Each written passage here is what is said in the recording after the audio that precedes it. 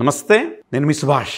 Friends, ఈరోజు మనము నడుము నొప్పి గురించి మన వైద్యం ద్వారా ఏ విధంగా తగ్గించుకోవచ్చు తదితర అంశాల మీద మనం చూద్దాం మిత్రులారా. స్పైన్ ప్రాబ్లమ్స్కి అక్యుప్రెషర్, అక్యుపంక్చర్లో మంచి సక్సెస్ రేట్ ఉంది. దీంతోపాటు ఒక అనుభవ కలిగిన థెరపిస్ట్ దగ్గరికి మీరు వెళ్ళినప్పుడు ఇంకా మంచి మీకు న్యాయం జరగడానికి అవకాశం ఎక్కువ ఉంటుంది. ఏదో ఒక దశలో ప్రతి ఒక్కళ్ళు నడుము నొప్పి అనే అవస్థను అధిగమించిన వారే. అది ఏదో ఒక దశలో అట్లీస్ట్ లేదన్నా మజిల్ క్యాచ్ అన్నా సరే, ఓకే. సో ఏదో దశలో ఇబ్బందికి గురైన వారే ఉంటారు. సో ఈ నడుము నొప్పిని ఏ విధంగా సమర్థవంతంగా అక్యుప్రెషర్, అక్యుపంక్చర్ ద్వారా మనం ఎదుర్కోవచ్చు. దానికంటే ముందు క్లుప్తంగా ఎందుకు నడుము నొప్పి వస్తుంది చూడండి. చాలామంది మనం పేషెంట్స్ దగ్గర నుంచి వినే కంప్లైంట్ ఏంటంటే, సార్ ఇక్కడ నొప్పి వస్తుందండి, లేకపోతే ఇక్కడ నొప్పి వస్తుందండి, లేకపోతే ఇక్కడ నొప్పి వస్తుందండి. వీటన్నిటికి సంబంధించిన బ్రహ్మాండమైన పాయింట్స్ మీకు ఇస్తాను. ఈ నడుములో ఎక్కడైనా సరే నొప్పి ఉన్నప్పుడు ఈ నొప్పి తగ్గడానికి బ్రహ్మాండమైన పాయింట్స్ ఇస్తాను మీకు ఇప్పుడు. ఈ పాయింట్స్ లెఫ్ట్ హ్యాండ్లో ఉంటాయి, రైట్ హ్యాండ్లో ఉంటాయి. టోటల్గా 4 పాయింట్స్. అవి ఈజీ మీకు గుర్తుపెట్టుకోవడానికి, నేను ఈజీగా మీకు అర్థం కావడానికి చెప్తాను. సో ఈ పాయింట్స్ మీరు రెగ్యులర్గా స్టిమ్యులేట్ చేసుకోవాలి. లెఫ్ట్ హ్యాండ్లో ఉంటాయి, రైట్ హ్యాండ్లో ఉంటాయి. లేడీస్కి, జెంట్స్కి సేమ్ రూల్. చూడండి, మీరు ఇలా ఫిస్ట్ చేసిననుకోండి. సో ఈ ఫిస్ట్లో ఈ బొడిపలాగా వస్తుందండి. సో ఈ బొడిపై నుంచి స్ట్రైట్ రండి, ఇట్లాగా ఇక్కడ, ఓకేనా. సో బొడిపై నుంచి స్ట్రైట్ వచ్చారనుకోండి, ఎముక తగలాలి మీకు. ఇది బొడిప ఉంది కదండి, ఈ బొడిపై నుంచి స్ట్రైట్గా రండి. ఇది ఎముక కదండి, ఇది ఎముక కదా. సో ఇది పాయింట్.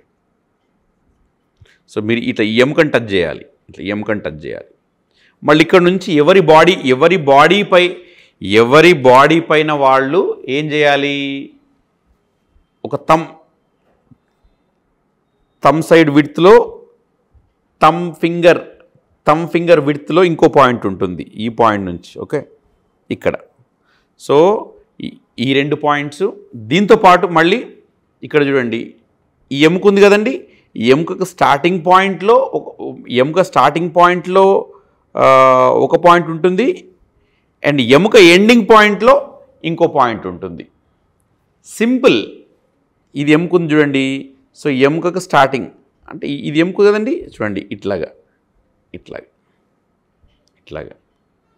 నెక్స్ట్ ఇలా వెనక్కి వెళ్ళండి, ఇది ఎండింగ్ పాయింట్. మళ్ళీ చూడండి, మీరు ఇలా ఫోల్డ్ చేసిండ్రు, ఇలా చూడండి, ఉబ్బెత్తు ఉంది కదా, ఈ ఉబ్బెత్తు నుంచి వెనక్కి వెళ్ళండి, ఇక్కడ ఎముక వస్తుంది కదా. సో ఇదొక పాయింట్. మళ్ళీ ఇక్కడ నుంచి ఒక బొటనవేలు విడ్త్ ఇక్కడ ఇట్లాగా, ఆర్ లేకపోతే ఇలాగా, ఎలా అయినా సరే ప్రెస్ అండ్ లీవ్, నొక్కండి, వదలండి. అదే నా క్లినిక్ వచ్చాను అనుకోండి, నేను ఇక్కడ నీడిల్స్ పెడతాను, అది వేరే విషయం అనుకోండి. బట్ మీరు ఇంటి దగ్గర నుంచి చేసుకోవాలి కాబట్టి, ఓకే, నేను ఈజీ పాయింట్ చెప్తున్నాను, ఇట్లాగా, ఓకే. నెక్స్ట్ ఇలాగా. సో ప్రతి పాయింట్ని మీరు ఎంతసేపు చేసుకోవాలి, 30 seconds 3 minutes. అట్లా మీరు ఒకరోజు లెఫ్ట్ హ్యాండ్లో చేసుకోవచ్చు, ఒకరోజు రైట్ హ్యాండ్లో చేసుకోవచ్చు. ఆడవాళ్ళకైనా మగవాళ్ళకైనా same rules, same point location same ఉంటుంది. ఈ పాయింట్స్ చాలా అద్భుతంగా పనిచేస్తాయి బ్యాక్ పెయిన్ గురించి. దీంతోపాటు మీరు ఈ బ్యాక్ కోర్ మజిల్స్ స్ట్రెంథనింగ్ చేసి ఎక్సర్సైజ్ చేయండి. కొంచెం ఎండకు కరెక్ట్గా కూర్చునే విధంగా ప్రయత్నం చేయండి. ఎండ మీ పైన రోజు పడేలాగా ప్రయత్నం చేయండి. చాలామందికి ఉన్న అపోహ ఏంటంటే, మేము ఎండకు తిరుగుతామండి, మాకు ఎండ పడుతుందండి. నో, ఎండ మీ చర్మం పైన పడాలి, ఎండ మీ చర్మాన్ని తగలాలి.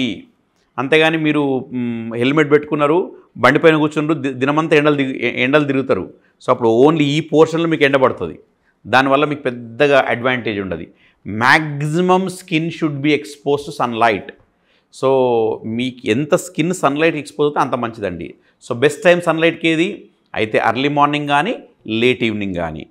సో ఎంతసేపు ఉండాలి మీ టైం బట్టి 15 నిమిషాల నుంచి అరగంట వరకు ఉండండి. ఎండలో కొద్దిసేపు ఎక్కువ ఉండడం వల్ల మనకు డిసడ్వాంటేజ్ ఏం లేదండి. సో మన హిందూ సాంప్రదాయం ప్రకారంగా మనం ఏమంటాము, సూర్య భగవాన్ అంటాము. సో కాబట్టి సన్కి చాలా ఇంపార్టెన్స్ ఉంది. దాంతోపాటు నువ్వులు తీసుకునే ప్రయత్నం చేయండి. డయాబెటీస్ లేదనుకోండి, డైలీ నువ్వుల లడ్డూలు తినండి. పాల పదార్థాలు వీలైనంత వరకు తక్కువగా తీసుకునే ప్రయత్నం చేయండి.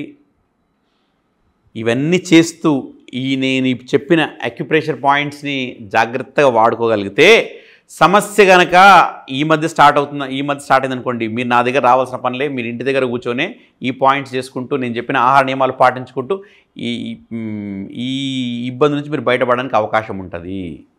లేదు ఇబ్బంది ఎక్కువ ఉంది, ఆ ఇబ్బందిని మీరు కంట్రోల్ చేయలేకపోతున్నారు, నేను ఇచ్చే పాయింట్స్ వల్ల మీకు అంత లబ్ధి చేకూరట్లేదు అన్నప్పుడు నన్ను కలిసే ప్రయత్నం చేయండి.